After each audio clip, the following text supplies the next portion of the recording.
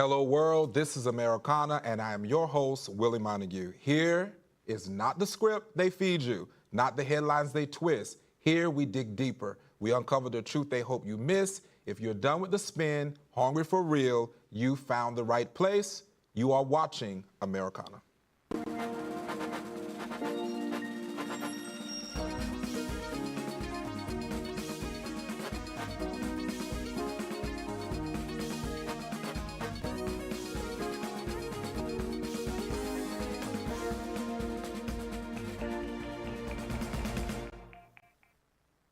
All right, you guys, we have a very exciting episode for you. We're going to be talking about Nepal youth uprising, Gen Z politics, the next power players, and then to bring it all home, Gen Z's financial future stolen by politics. But we, of course, is going to do it with some special guests. Later, we'll be joined by two guests, Javin Gordon and Zoe Duncan, the Gen Z duos. So lots coming up on this episode, but before we get started, drum roll, please. It's time for Willie Steak.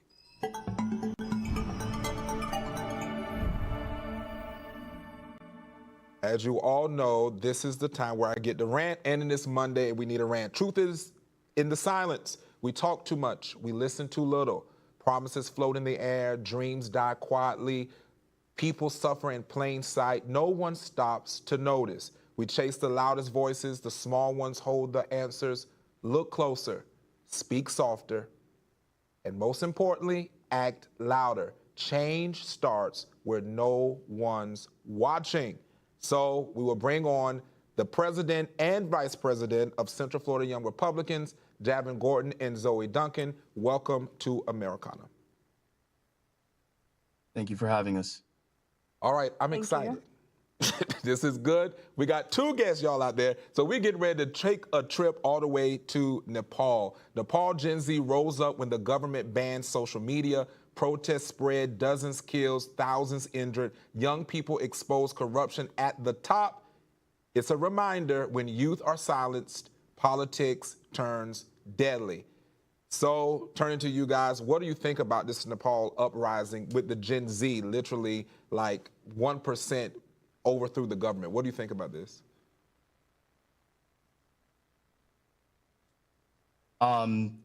First and foremost, we base our judgments a lot on law and order, and some of the things that we saw don't necessarily sit right with me, as much as I agree that they have the right to peacefully protest, and the fact that they discovered the corruption should have been exposed, but I was a little disheartened in seeing that they had destroyed and done a lot of property damage, but at the same time, I do see their frustration, and you can see that the government took it back after a couple of days, so that kind of goes to show exactly who might have been right or wrong in that scenario. And Zoe, do you think with silencing social media that this is a modern form of government censorship? I absolutely agree with that. I mean, they lost over 26 social media platforms, and for our generation of Gen Z, social media is such a resource, and it lets us connect with outside our own country, own communities, own government, so we see what's going on out in the world. So the ability to not access that information through social media and also not connect with others is definitely censorship to those people. So this is a question for both of you. We can start with Zoe with this. Again, what do you think, how powerful is Gen Z in your eyes? You both are Gen Z. How powerful is Gen Z in what's coming in this next, especially with the midterms coming up? How powerful is the voice of Gen Z? Absolutely. I think Gen Z has the power to make waves with social media and what they're doing involved in our communities. We're involved with the Central Florida Young Republicans, and we see so many youth want to get active through social media and just spread the word of what's going on. So I think it's going to have a big impact coming up in the upcoming elections and just seeing what happens in the future. Same with you, Javin. What are your thoughts on that? So in light of the assassination of Charlie Kirk, we have seen in Turning Point and in Young Republicans, huge number changes. A lot of Gen Z has had conservative feelings and felt like they wanted to voice their opinions, but the scales have been tipped. Unfortunately, we have reached a turning point. Unfortunately and fortunately, and just over the last, I want to say, week and a half, we've had a 50% jump in our membership and in donations. So I feel like our generation is awake, we're focused, and 2026, I think it's going to be a strong push from Gen Z. My apologies. And that's going to be great. So, Zoe, could we ever see the same thing happen in America? Could America ever see political leaders put similar bans under safety? Now, I don't believe we're going to see this under the current administration. I always say that. But I do believe, we got 3 more years left with Trump. Do you think we could see some of the same uprising come from our own Gen Z here in America? We did have that incident with the TikTok earlier. Recently, we had that where TikTok went away for a little bit, and the uproar that we had about that was just, minor into the scale of what was happening in Nepal. But I think it gives a lot of insight of how important these platforms are. So I don't believe that this is something that's going to be impacting the U.S. But since Nepal is also a democratic republic, it's just interesting to see it coming from something like that. So it would be interesting to see what happens I don't think it's going to happen with the administration, but we'll see what happens in the future. Yeah, because I believe this shows the power of Gen Z because, it's to see 1% come in and just take over. And I saw some of the videos and I'm like, wow, this is insane. So why are corrupt elites so threatened by Gen Z voices? That's a big, powerful question. Why are the corrupt elites so threatened? I think we're do you want to handle it, Javin? Go ahead, Zoe. Well, I think Gen Z, compared to other generations, we're very outspoken about what we believe in. And I don't think Gen Z is necessarily as afraid of consequences of what their opinions have. So they're just super blunt with what they are saying. And so I think that threatens a lot of people, because you don't have as much as that from previous generations. Millennials. Millennials are more outspoken, but Gen Z is just out there. Yes. To add to that, I would like to say that the access to social media that we have in our generation first open doors for quick access to information, quick distribution of the truth. And I think that's scary for any politician, corrupt or not. It really shows them that the truth is easily shared, and our generation is at the forefront of making sure those things get out quickly. So now, do you see this as a mirror? Like what we see what happened in Nepal, do you see it like a mirror where there's so much frustration just with political systems overall? And so we're looking at this and saying, wow, this is just really what we are just experiencing, this frustration with politics, period. Yeah, 100%. I think I wouldn't necessarily say we're mirroring them in this exact same issues, but we're just built up with frustration from our governments and not being able to have access to the things that were necessarily promised to us as we were growing up. And that frustration is just built over, and it's bubbling over. We're at a pinnacle and a turning point in those kinds of things. It's interesting you mentioned that, the things you were promised, because we're going to get into that later on, talking about the financial piece, where it is. So real quick, as we're getting ready to go to a commercial break, should America and other democracies be standing by and joining in with these protests? And not necessarily, I want to clarify this, protests are not necessarily bad, it's when you become disruptive, because we need it. We need to be able to speak out. So do you think that other democracies should be able to come in and join forces? Yeah, 1,000%. I'd say, I think every country's specific political issues are unique. So I'm not sure that we would be arguing for the same things, but I think as a general standpoint of Gen Z just standing for their rights, we all should be getting alongside that. Right. Absolutely. All right, so that we had an amen there. Well, this is definitely a treat because we have two guests that's up here today. And so we're talking about Gen Z overall. That's why I say it's a special episode, because we need to hear from our Gen Z, because they are definitely the voice of today. But we have to take a quick commercial break, y'all that are out there watching. So when we get back, we'll have Javin and Zoe, and we're getting ready to talk about Gen Z and the political and the next power players, because they are definitely uprising. So don't go anywhere. You are tuned into Americana.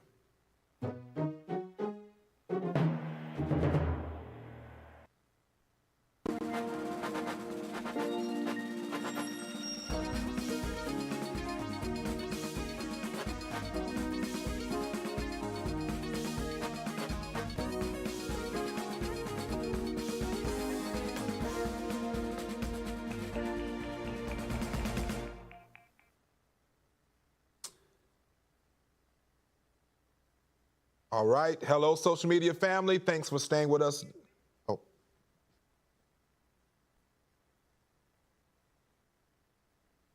Media family, thanks for staying with us during this commercial break. Don't forget to follow us on all platforms. And remember, you can catch us right here Monday through Friday at 6:30 p.m. on Comcast Xfinity Channel 1623. We have a question for you today. Is Gen Z cooked? That's their terminology. I just had to throw it out there. So as young people say, in other words, is there any hope for the Gen Z? Leave your answers and your thoughts in the comments section below, and let's get back to the show.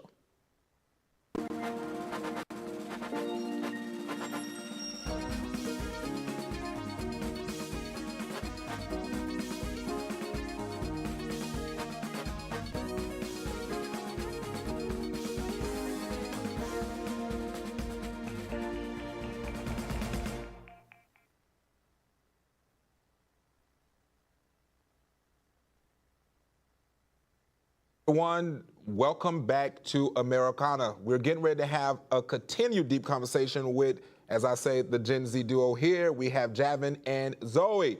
So Generation Z isn't waiting for permission. They're shaping the political landscape now, born roughly between 1997 and 2012. They're using social media to organize, advocate, and push for change on issues, from climate to racial justice.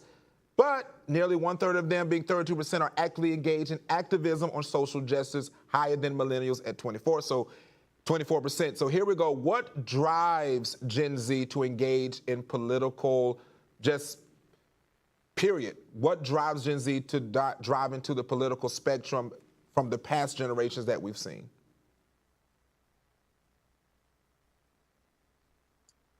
Zoe, you can take this one if you want. Okay.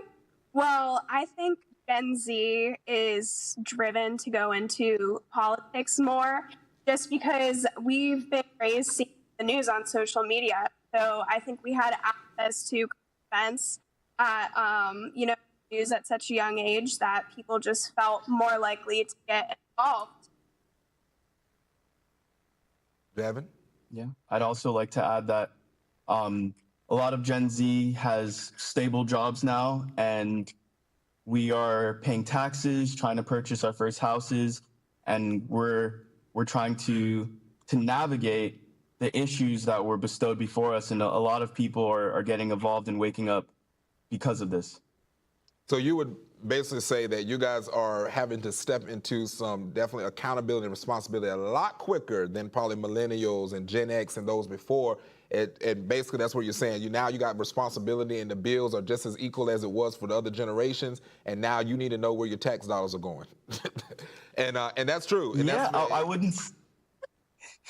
I feel like a lot of the main issues I'm hearing from people in my generation are, people will say, well, you should be saving your money to purchase a house, but we're dealing with inflation rates that just don't compare. The dollar is just not the same for our generation.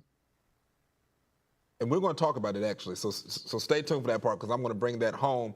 So how is this we just was talking about social media, was just talking about Nepal, so we're going to bring this back, but we're going to match it to two. How is Gen Z influenced by all of this social media and with politics? Because you see so much where it's misinformation, disinformation. So how do you think Gen Z is influenced by their political ideologies through social media? Zoe, we'll pop it to you. Okay. Sorry. Well, I think it depends on the content that they're, receiving from social media. I mean, because I know it's just individualized, you have the algorithms on social media. And so, depending on what people are seeing, you can get a completely different narrative of what's going on in the world. And I think it's definitely shaping people's political views and even dividing our country. Yeah. Javin, did you have any feedback on that? No, I think she hit it right on the head, honestly. So I have a question for both of you, and we'll start with Javin this time. Which issues matter most to Gen Z and why? That is an extremely good question. I think in America, for Gen Z, these issues are evolving. I'd even say statewide, they're kind of niche and specific to that. I can say for Floridians at the current moment, a lot of young people are focused on property taxes, and that being the elimination of that, maybe even a homestead issue, or excuse me, a homestead process that would help us be able to purchase our first homes. I'd also say one of the main issues that we're focused on right now is the ability to have free speech. From a conservative standpoint, in light of everything we've seen, we feel like a lot of us who are politically motivated and have opinions are being persecuted, or we're afraid to speak our mind because there just isn't room amongst other Gen Zers or other people with different opinions. But we are now actively fighting back for our rights to speak our mind. I like that. Zoe, did you want to add anything with that? Because that brings it all together. But Zoe, did you want to add anything with that? Absolutely. I mean, I completely agree with freedom of speech would have to be my top issue for Gen Z. I think that's just overarching. I mean, you see social media being banned in Nepal, but it's right here in the U.S. as well. I think it's important for Gen Z to express their opinions. Amen. I think we all. If you don't need to mind, be I able have to. one other thing. Go ahead. Sorry. And another thing that I think Gen Z should be focused on is AI in the workspace. I have a huge concern for people not being able to get jobs in the future due to the fact that AI is taking over and eliminating a lot of these process eliminating jobs. So for me, a main focus, and if I could preach to anyone in my generation, pay attention to the local AI bills in your state and make sure that they're not affecting the workforce. Oh, that's powerful. Okay, we're definitely going to have to bring it back for that one. So we're getting ready to move on to the final topic of today. We're going to be talking about Gen Z and finances, their future stolen by politics before they even were able to get here. So Gen Z is drowning in debt, stuck with low wages, and locked out of home ownership, as Javin was just talking about. But in Washington, both parties play games. Bailouts for corporation, gridlock on student loans, no urgency on inflation. The result, a generation losing trust, not just in the economy, but in politics itself. You guys, now we're going to just talk about, as we was talking about finances, what is happening? Why is it that Gen Z cannot go out there and necessarily see the dreams, the American dream that we talk about so many times? I think a huge issue for Gen Z right now is going to be student loans and how our education system is set up. I think that's impacting the amount of debt that they're incurring, and as well as their ability to get into the workforce. I mean, some universities are having degrees that cost so much money and they're not beneficial to getting into the workforce. So I think if they addressed the issue with education and student loans, it might help Gen Z being able to access better jobs, get more resources, and just have better finances. Whew, that was power punch there. All right, Javin, what do you have to say about this? Because student loans is definitely a problem. So is it something that needs to be reformed instead of a bargaining chip, and make it a priority? Because right now it's a bargaining thing. We saw it from the Biden's administration till now. What do you say about there being a student debt reformation? I'm not necessarily in the mindset of eliminating student debt across the board, but I do think the parties need to put this as something that needs to be at the forefront if they want to continue to receive votes from our generation. on both sides. I think the Republican Party has had a great approach to it, but at the same time, we need something done, and we need something done ASAP. So I'm glad you said that. So on both sides, both parties, do you feel young people have the right to feel portrayed by both parties? And this doesn't, let me clarify to help y'all. This doesn't mean they're saying that they're coming against no party. I'm just saying, do you think on both sides that they feel portrayed as young people as whole, not just you two?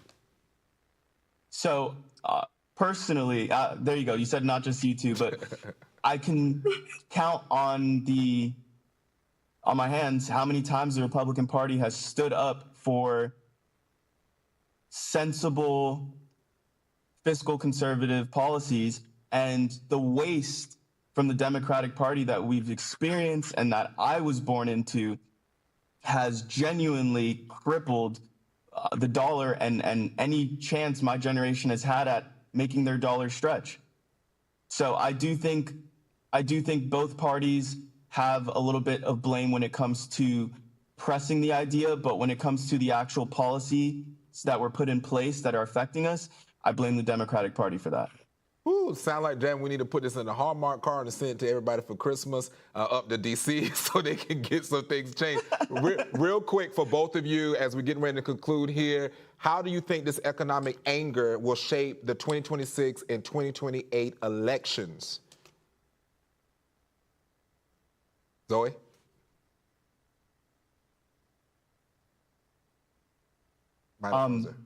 Javin? No worries, I got you. So I heard you say something earlier about is Gen Z cooked? We are cooking. We are probably one of the most well-informed generations via the access to the internet. And because of that, it is very hard to confuse us, bamboozle us, or make us be led astray. In 2026, you are going to see a political revival from young people. And I hope that it is well documented throughout the nation how many people are getting active now, before we even hit the election cycle. Whew. Well, thank you. Thank you, Javin. Thank you, Zoe, for joining us here on Americana. Folks out there, this has been a thrill of a ride today. We took it to Nepal and all over the place, but mainly focused on Gen Z. So that's a wrap for today's episode of Americana. Thank you for tuning in. We'll be back tomorrow, same time, same place, only here on AFRO TV. Until then, keep questioning, keep learning, and keep showing up. Have an awesome Monday, and God bless you.